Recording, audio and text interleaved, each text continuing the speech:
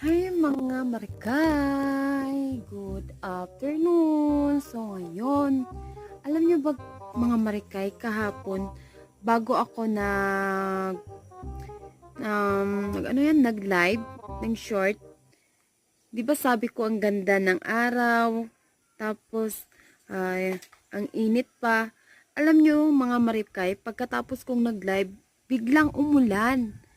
Ano yun, himala? Pagsabi ko ng ang ganda ng araw, tapos biglang umulan. Alam niyo mga marikay, ang lakas talaga ng ulan kahapon mga marikay. Sayang at hindi ko talaga na-videohan.